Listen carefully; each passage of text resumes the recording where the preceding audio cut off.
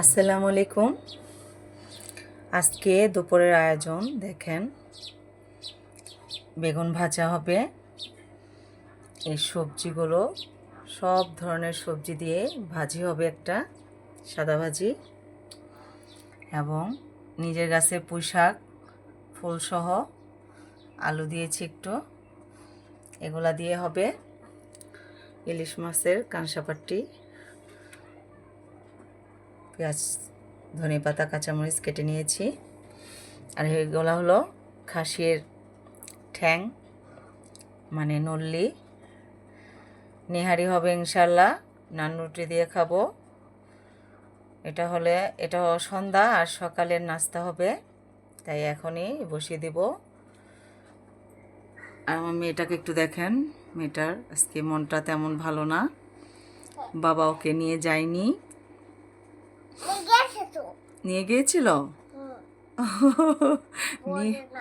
বোঝে না, দেখছেন, আমি বুঝি না, কিছু বুঝি না। দেখেন আজকে আর কালকের গোস্ত রান্না করা আছে, আলু দিয়ে খাসির গোস্ত, ডাল চচ্চড়ি আছে, হয়ে যাবে ইনশাল্লাহ। আলহামদুলিল্লাহ, পাশে থাকেন, রান্না করতে থাকি, দেখবেন ইনশাল্লাহ। আমার ভিডিওগুলো যদি ভালো লাগে আমার চ্যানেলটা সাবস্ক্রাইব করবেন ইনশাল্লাহ, পাশে থাকার বেলটা বাজিয়ে দিবেন, আল্লাহর রহমতে শেয়ার করে দিবেন, লাইক কমেন্ট দিবেন ইনশাল্লাহ। যদি আল্লাহ পাকের ইচ্ছা হয় তাহলে দিবেন, আল্লাহ যদি সহায় থাকে ইনশাল্লাহ, আল্লাহর রহমতে আমার পাশে থাকবেন, আমার চ্যানেলটা সাবস্ক্রাইব করবেন। এখন রান্না শুরু করে দেব। আলহামদুলিল্লাহ, দেখেন ভাত হয়ে গেছে মাশাআল্লাহ। আজকে দুপুরের ভাত রাত্রের ভাত একসাথেই রান্না করেছি, হয়ে গেছে মাশাআল্লাহ, আল্লাহর রহমতে। এখনও কিছু গোছানো হয়নি, একটু নোংরা হলো, কিছু মনে করবেন না। আল্লাহর রহমতে দেখেন ভাজিটা আমি বসিয়ে দিয়েছি। শুধু কি দিয়েছি, লবণ দিয়েছি পরিমাণ মতো, আর আদা রসুন বাটা দিয়েছি, আর পেঁয়াজ দিয়েছি। তারপর এটা সিদ্ধ হয়ে আসলে আমি শুকনো মরিচ দিয়ে পেঁয়াজ দিয়ে ভেজে এটা আমি বাগার দিব। নামানোর কিছুক্ষণ আগে ধনেপাতা কাঁচামরিচ দিয়ে নামিয়ে ফেলবো ইনশাআল্লাহ। দেখেছেন মাশাআল্লাহ কত সুন্দর লাগে অনেক ধরনের সবজি দিলে। আলহামদুলিল্লাহ,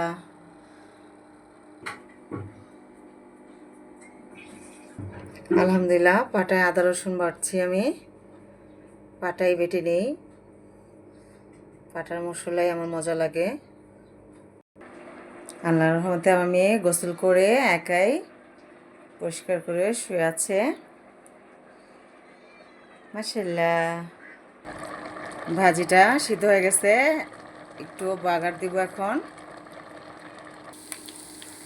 আলহামদুলিল্লাহ, এখন আমি ভাজিটা বাগার দিব পেঁয়াজ আর শুকনো মরিচ দিয়ে। তারপর ধনেপাতা আর কাঁচামরিচ দিয়ে নামিয়ে ফেলবো ইনশাআল্লাহ।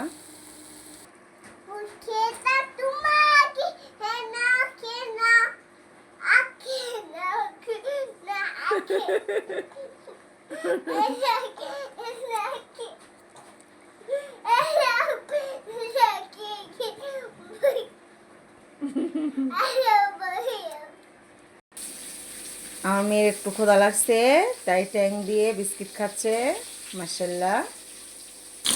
আলহামদুলিল্লাহ, বেগুন ভাজা শুরু করে দিলাম, ভাজি হয়ে গেছে মাশাআল্লাহ, হয়ে যাচ্ছে বেগুন ভাজাও।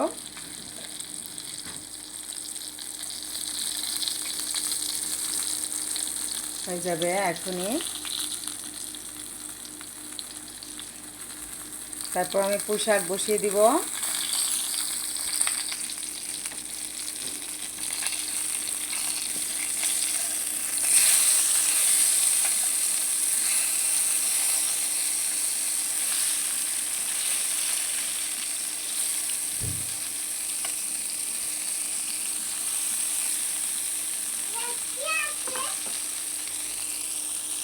হয়ে যাবে ইনশাল্লাহ।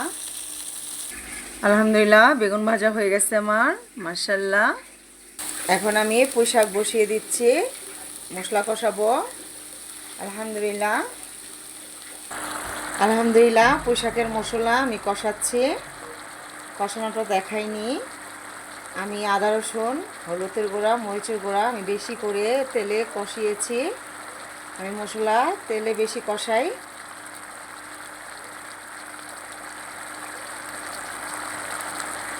তেলে আমি বেশি করে কষিয়ে তারপর আমি পানি দিই, কারণ আদা রসুনের গন্ধটা তাহলে আর থাকে না, হলুদ মরিচের গুঁড়োর গন্ধটাও থাকে না। তেলে ভালো করে কষালে তারপর পানিটা দিবেন, পানিটা দিয়ে একটু কষাবেন। আল্লাহর রহমতে তরকারি অনেক স্বাদ হবে আশা করি, আল্লাহর রহমতে। আলহামদুলিল্লাহ, ইলিশ মাছের কাঁসাবাটি দিয়ে আমার তরকারিটা কষানো হয়ে গেছে। এখন আমি শাক দিয়ে দিব। মাশাল্লাহ, দেখেন কত সুন্দর কালার হয়েছে। ইলিশ মাছের কাঁসাপাটি দিয়েছি। কাঁসাপাটি চিনেন? কাঁসাপাটি দিয়েছি।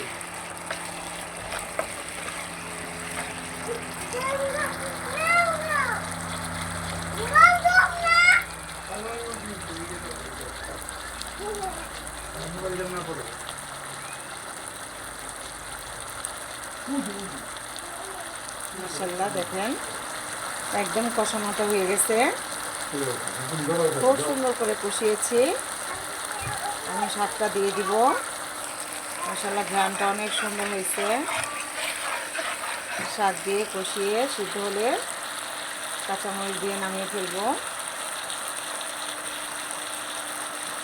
আলহামদুলিল্লাহ, শাক দিয়ে দিয়েছি, হয়ে যাবে ইনশাল্লাহ আল্লাহর রহমতে। আলহামদুলিল্লাহ, শাকটা হয়ে গেছে।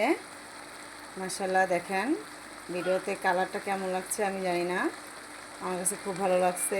মাশাল্লাহ, আপনারা সবাই আমার জন্য দোয়া করবেন। আমিও আপনাদের জন্য দোয়া করি, আল্লাহর রহমতে সবসময় করব। আপনারা আমার পাশে থেকে আমাকে এগিয়ে যাওয়ার জন্য সহযোগিতা করবেন ইনশাল্লাহ। এই ভিডিও দেখে লাইক কমেন্ট দিবেন, শেয়ার করবেন, সাবস্ক্রাইব করে দেবেন ইনশাল্লাহ, যদি আল্লাহ পাক সহায় থাকেন। আসসালামু আলাইকুম, আল্লাহ হাফেজ, ফি আমানিল্লাহ। সবাই ভালো থাকবেন ইনশাল্লাহ, আশা করি।